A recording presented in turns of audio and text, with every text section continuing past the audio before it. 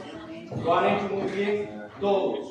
Así que gracias por lo que han hecho ahí. Ahora, como vamos a tener una reflexión bíblica y ellos van a pasar al culto, quiero dar gracias por lo que han hecho y así ellos pasan a su culto, ¿verdad? Así que ahora oramos. Si pueden ponerse en pie, por favor. ¿Y dónde dejaste el uniforme de militar?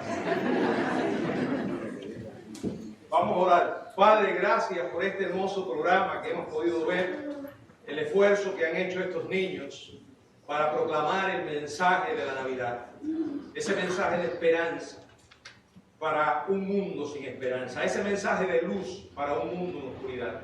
Gracias por estas criaturas que con amor y con el esfuerzo que han hecho, han proclamado ese mensaje. Bendíceles, Señor. Ayúdalos ahora en el culto que ellos van a tener para que puedan seguir aprendiendo de tu palabra. Y gracias por Maldis y todos los demás hermanos que colaboraron para que este programa se haya podido realizar. En tus manos también estamos poniendo la reflexión de tu palabra para que el mensaje del Evangelio en esta Navidad pueda llegar a aquellas personas que no te conocen. En el nombre de Jesucristo. Amén. Muchas gracias. Pueden pasar los niños. Pasen a su culto.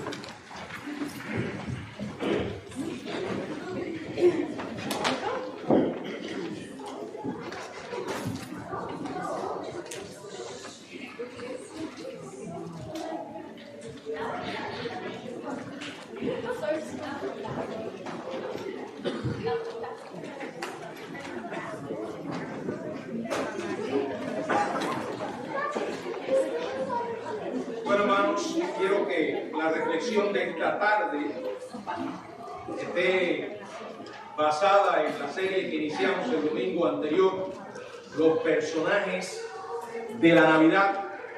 Y hoy vamos a continuar mirando a estos personajes de la Navidad. Nos estaremos enfocando específicamente en los magos y Herodes, ejemplos de necios y sabios. Y quiero que juntos leamos, ustedes allí sentados tranquilos, van a seguirme con la vista el pasaje que está en Mateo, en el capítulo 2. Mateo capítulo 2, los versos del 1 hasta el 12, donde dice la palabra del Señor. Cuando Jesús nació en Belén de Judea, en días del rey Herodes, vinieron del oriente a Jerusalén unos magos diciendo: ¿dónde está el rey de los judíos que ha nacido? Porque su estrella hemos visto en el oriente y venimos a adorarle. Oyendo esto, el rey se turbó y toda Jerusalén con él. Y convocados todos los principales sacerdotes y los escribas del pueblo, les preguntó dónde había de nacer el Cristo. Ellos le dijeron: en Belén de Judea, porque así está escrito por el profeta. Y tú, Belén, de la tierra de Judá, no eres la más pequeña entre los príncipes de Judá, porque de ti saldrá un guiador que apacentará a mi pueblo Israel. Entonces Herodes, llamando en secreto a los magos, indagó de ellos diligentemente el tiempo de la aparición de la estrella. Y enviándolos a Belén, dijo: id allá y averiguad con diligencia acerca del niño, y cuando le halléis, hacedmelo saber, para que yo también vaya y le adore. Ellos, habiendo oído al rey, se fueron, y aquí la estrella que habían visto en el oriente iba delante de ellos, hasta que llegando se detuvo sobre donde estaba el niño. Y al ver la estrella se regocijaron con muy grande gozo. Y al entrar en la casa vieron al niño con su madre María, y postrándose lo adoraron. Y abriendo sus tesoros le ofrecieron presentes, oro, incienso y mirra. Pero siendo avisados por revelación en sueños que no volviesen a Herodes, regresaron a su tierra por otro camino. Bueno, este pasaje típico de esta época, porque lo leemos y lo releemos de manera personal y como iglesia, gira alrededor del nacimiento de Jesús, pero específicamente en la venida de los magos para adorarle. Aquel que de alguna manera sabían que era el rey de los judíos que había nacido. Nació o había nacido la esperanza para el mundo. La luz a un mundo en tinieblas. Sin embargo, Eso traía como consecuencia que el hombre, cada ser humano sobre esta tierra, tendría que dar una respuesta ante esa persona. El evangelio mismo, el evangelio, la buena nueva de salvación para un mundo lleno de malas noticias. Con relación a Jesús, no puede haber neutralidad. Con relación al mensaje del cielo en Cristo Jesús, no puedes permanecer indiferente. O estás con Jesús y crees en Él, o le rechazas y te condenas. La historia que acabamos de leer nos muestra esas respuestas. Unas que reflejan sabiduría y otras necedad. No hay mayor sabiduría que reconocer quiénes somos en realidad y cuánto necesitamos a Dios. Por eso dice la Biblia que el principio de la sabiduría es el temor de Dios. No habrá persona verdaderamente sabia que no sea capaz de entender que es un pecador y que Dios le salvó en Cristo Jesús. Hizo posible esa salvación. No hay peor necedad que conocer esto y rechazarlo. Como dijo el necio en su corazón, no hay Dios. Es una necedad de la peor clase. Lo primero que nos relata este pasaje es la llegada de los magos. Dice el verso 1, cuando Jesús nació en Belén de Judea en días del rey Herodes, vinieron del oriente a Jerusalén unos magos diciendo, ¿dónde está el rey de los judíos que ha nacido? Porque su estrella hemos visto en el oriente y venimos a adorarles. Los acontecimientos descritos en este pasaje probablemente hayan ocurrido varios meses después que Jesús nació. Por ejemplo, en este capítulo 2, verso 11, vemos que ya la familia estaba alojada en una casa, en lugar del establo donde Jesús había nacido. Belén aún es hoy Belén. Era un pequeño pueblo a 8 o 9 kilómetros al sur de Jerusalén, en la fértil región montañosa de Judea, o conocida como Judá. Se llamó un tiempo Efrata. El nombre de Belén significa casa del pan. Qué interesante. Bueno, allí estaba Jesús, allí había nacido. La Biblia menciona a un personaje, un rey llamado Herodes, también se le conocía como Herodes el Grande, que en realidad no tenía nada de grande. Era un hombre pequeño, bien pequeño espiritualmente. Era muy celoso, desconfiado de su posición y de poder. Ante el temor de una amenaza potencial, había hecho ahogar a un sumo sacerdote llamado Aristóbulo.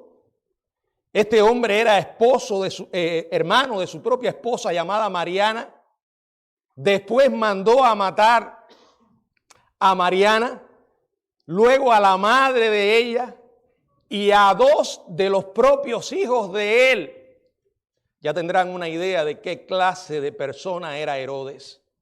Fíjense, 5 días antes de su muerte, se cuenta que hizo asesinar también a su tercer hijo.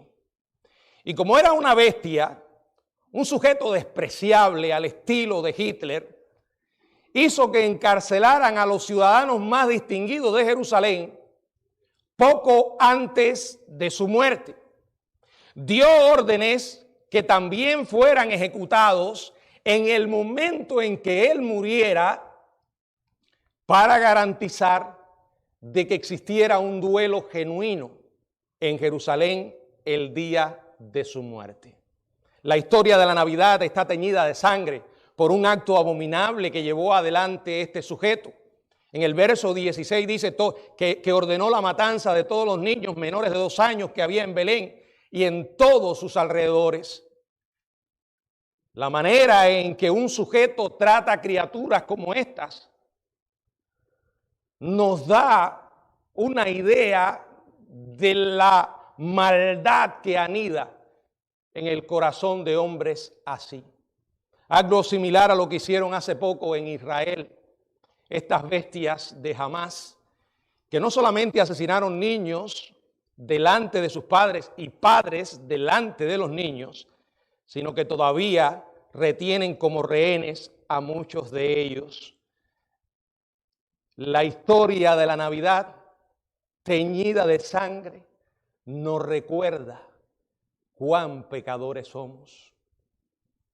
Usted dirá, yo no soy Herodes, yo no soy Hitler, pero el mismo corazón homicida que tenía Herodes y que tuvo Hitler está en nosotros. Porque la Biblia describe que nuestro corazón es depravado y es la fuente de todo mal. Cuando este hombre oyó a los magos investigando aquí acerca del rey que había nacido, la Biblia habla de los magos que eran reyes, tradicionalmente se afirman que eran 3, le ponen hasta nombres. La Biblia no dice que eran reyes, pero dice que eran magos. Gaspar, Baltasar y Melchor. En realidad no se nos dicen cuántos eran, ni tampoco se mencionan sus nombres, tampoco de la nación que venían, pero la realidad es que estuvieron presentes. Desde muy lejos vinieron buscando al niño, al rey de los judíos, para adorarle. Eran buscadores sinceros, pero un contraste con Herodes, que también estaba buscando al niño, pero en realidad su intención no era adorarle, sino acabar con él, porque vio en Jesús, en aquel niño que había nacido, una amenaza. Hoy mucha gente sigue mirando a Dios de esa manera. No es que no estén convencidos de la existencia de Dios. Sucede que lo que conocen de Dios no les conviene, porque viven tan apegados al aquí y a la ahora. Viven tan apegados a los placeres que vienen como consecuencia de estar en el aquí y en el ahora, que no están dispuestos a abandonar esto. Piensa que siempre los van a tener y los podrán disfrutar, pero no son más que engaños, espejismos del mismísimo infierno. Dice la palabra, hablando de Herodes, que cuando oyó esto, se turbó y toda Jerusalén con él.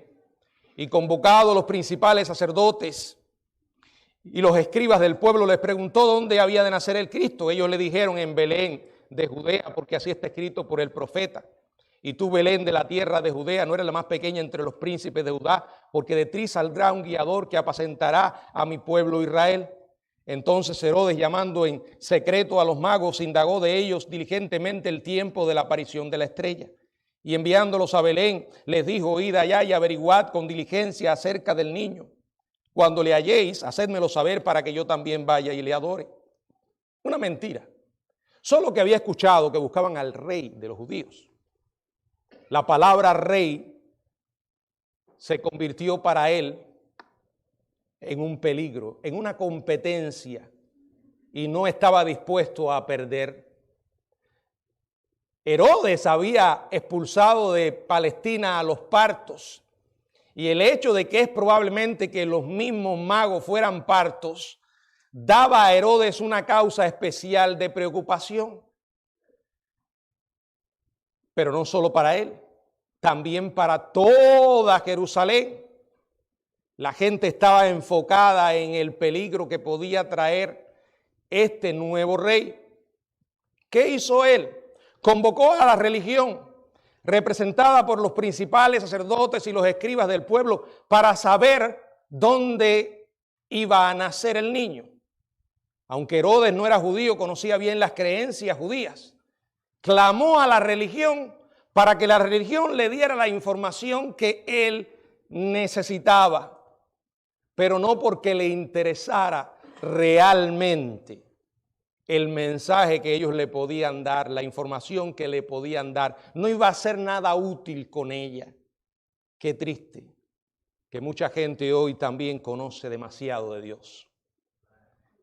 Pero aquello que conoce y que no lo usan de una manera productiva, sabia, mañana será para su propia condenación. Porque la palabra misma les va a juzgar. Recibe la información o quería la información bajo la excusa de que iba a adorar una mentira. Piensen en este hombre buscando a Jesús para acabar con él. Piense ahora en los magos. Este hombre representa la necedad misma. Los magos, la adoración genuina de hombres sabios, porque buscaban al Salvador. En los versos del 9 al 12 dice ellos, habiendo oído al rey se fueron, y aquí la estrella que habían visto en el oriente iba delante de ellos hasta que llegando se detuvo sobre donde estaba el niño. Y al ver la estrella se regocijaron con muy grande gozo. Y al entrar en la casa vieron al niño con su madre, y postrándose le adoraron, y abriendo sus tesoros le ofrecieron presentes, oro, incienso y mirra. Pero siendo avisados por revelación en sueños que no volviesen a Herodes, regresaron a su tierra por otro camino. Qué interesante esa última frase. Regresaron a su tierra por otro camino. Independientemente de las implicaciones literales que tienen, yo veo en ellas implicaciones espirituales.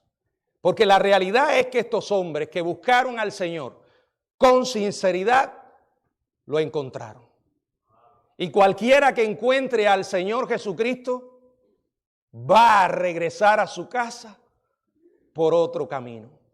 La palabra del Señor dice que aquel que conoce a Cristo, aquel que está en Cristo, nueva criatura es. Las cosas viejas pasaron, he aquí todas son hechas nuevas. Jesús nació para morir, murió y resucitó al tercer día. Por medio de su muerte y resurrección, completó el mensaje que el mundo necesitaba. Ese es el Evangelio. Esa es la noticia que tú necesitas creer en esta Navidad y escoger cómo vas a actuar, con sabiduría o con necedad, como Herodes o como aquellos magos que vinieron a adorarle una y otra vez. La historia nos recuerda que el personaje central es Jesús. No puedo evitar preguntarte, ¿qué vas a hacer tú con Jesús hoy? Hoy ya no es un niño en un humilde pesebre, inofensivo, a quien buscan para matar. Hoy es el Salvador resucitado, que está a la diestra de Dios, que vino la primera vez y que ha prometido regresar. Aquel que dijo, vendré otra vez. Y podemos creerle. Él va a venir un día, conforme la palabra lo anuncia. ¿Estás tú preparado para ese momento? Y aparte de que ha de regresar por segunda vez, Él puede venir un día para ti en el hecho de que te vas a encontrar con Él en la eternidad, en el preciso momento en que tu corazón se detenga. La Biblia enseña que todos somos pecadores. La Biblia enseña que la paga por el pecado es muerte. Todos morimos y todos vamos a pasar la eternidad. Ahora la pregunta es, ¿con quién la pasaremos? ¿Estás tú preparado para ese momento? ¿Estás preparado para encontrarte con Dios? Y puede que preguntes, ¿qué debo hacer, pastor, para prepararme? Número uno, ¿hay sabiduría en reconocer que eres un pecador? La gente trata de cambiarle el nombre a la realidad de la maldad en nosotros y alrededor de nosotros. La Biblia lo define pecado. Pecado es desobediencia. Pecado es aún saber hacer lo bueno y no hacerlo.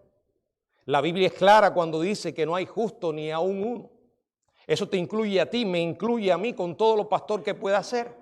Todos somos pecadores. Nuestros pecados ofenden al Dios Santo. Vivíamos separados de Él, sin esperanza y sin Dios en el mundo. Dios amó al mundo que decidió enviar a su Hijo en aquella primera Navidad. Él creció, vivió entre nosotros enfrentando la condición humana. A diferencia de nosotros, vivió sin pecado. Un día fue llevado a la cruz y por medio de aquel acto histórico, Cristo estaba pagando por nuestros pecados. Fue sepultado conforme a las Escrituras y resucitó al tercer día. Lo sabemos. Sabemos que Él vive, porque vive en nuestras vidas. Porque un día le conocimos a través de la fe y nos cambió, nos perdonó, nos llenó de esperanza. ¿Tienes tú esa esperanza? Si murieras hoy, ¿sabes a dónde irías y con quién irías? Si no estás seguro, mi pregunta es, ¿qué estás esperando? Estás jugando un juego sumamente peligroso, porque es tu eternidad. Este es el libro de Dios. Ha estado entre nosotros por muchos años. Su mensaje sigue siendo el mismo, no ha cambiado en lo más mínimo. Y ese mensaje dice, arrepiéntete de tus pecados. Recibe a Jesucristo como tu Salvador. ¿Habrá alguien en esta tarde que quiera hacerlo? Que reconoce que ha vivido separado de Dios y que esa separación no le hace feliz. Quedé profundamente impresionado por las palabras del reggaetonero Daddy Yankee. Creo que todos conocen a este reggaetonero. Mucha gente cuestiona que de verdad se haya entregado a Jesucristo. Pero yo le decía a los que me han contado la historia, bueno, en realidad él no tiene nada que ganar con eso. Desde un plano horizontal, Daddy Yankee lo tiene todo. Millones, fama, popularidad. Sin embargo, cuando yo escuchaba sus palabras, me llamó la atención esto. Él dijo, pensé que lo tenía todo, pero me faltaba lo principal. Y es el Señor Jesucristo. Y después de decir esto y otras palabras más, dijo que se retiraba del mundo de la música. Puede ser cierto. Yo no dudo del poder de Dios para transformar vidas. Pero cuento esta historia porque ilustra lo que es tener todo en este mundo y a pesar de eso, estar vacío. He escuchado a otros personajes de este mundo que dicen haberse convertido y declaran lo mismo. Dios nos creó a su imagen y hasta que no le conozcamos personalmente no vamos a poder experimentar esa plenitud de vida que no te puede dar el dinero, la fama, la popularidad. Estás engañado. Un día te vas a dar cuenta que como Herodes has hecho la peor decisión de tu vida, pero maravilloso si te das cuenta todavía en esta vida.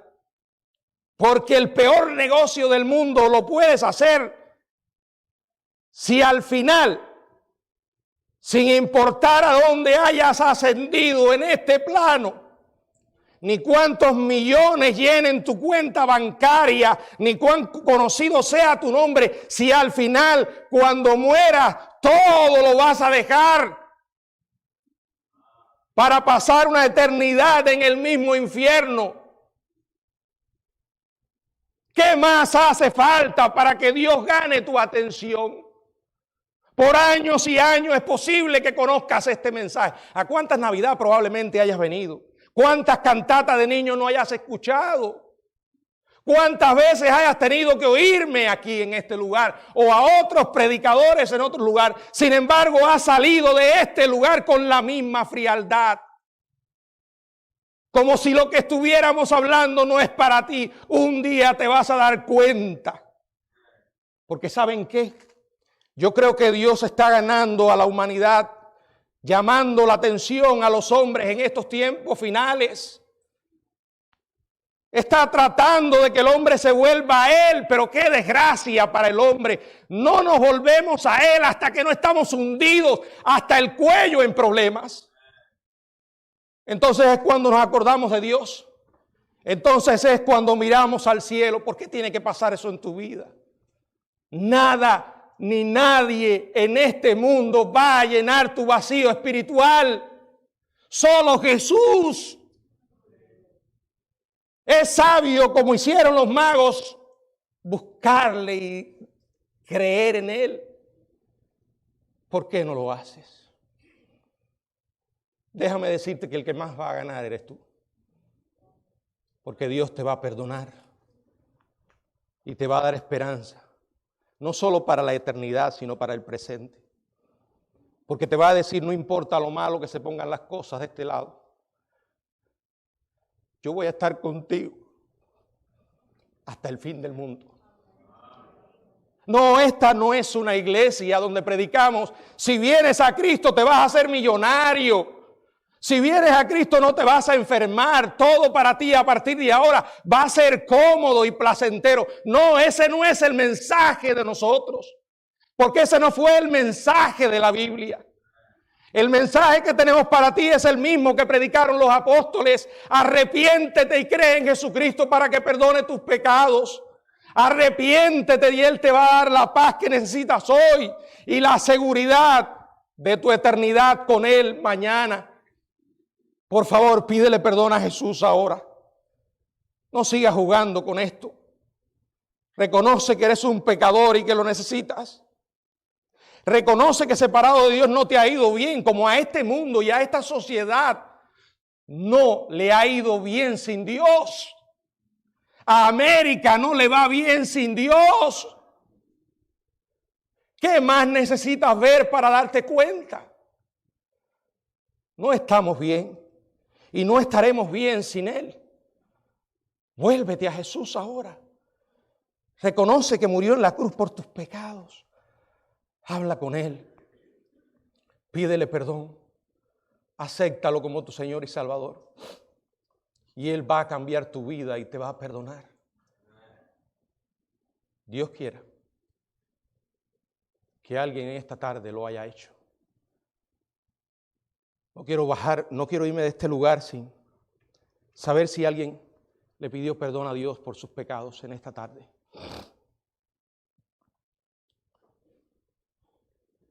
Puede que mañana tú asistas a mi funeral y oigas a alguien predicar. Y veas a algunas personas llorando y a otros tranquilos, pero podrás estar seguro de que sea donde fui. Pero es probable también que quizás yo sea invitado a tu funeral. Y si tú no has resuelto tus problemas con Jesús, yo no podré afirmar que tú estarás en el cielo. Ni tu propia familia tampoco. ¿Saben por qué? Porque estarán llenos de inseguridad y no habrá esperanza de una futura reunión. Mientras que aquellos que morimos en Cristo sabemos que lo mejor está por venir. No todo es esto. Lo mejor es el cielo. Un lugar maravilloso que Dios ha prometido a aquellos que se arrepienten y creen. Y lo peor es el infierno. A veces en esta vida hemos tenido anticipos de él, con el sufrimiento y la miseria que enfrentamos como pecadores. Pero no será nada comparable con estar eternamente separado de Dios y sin oportunidad de arrepentimiento. Dios quiera y tú también, que hoy te entregues a Jesucristo. ¿Alguien quiere levantar su mano allí donde está? Me gustaría orar por ti, para esto específicamente. Alguien que no lo haya hecho.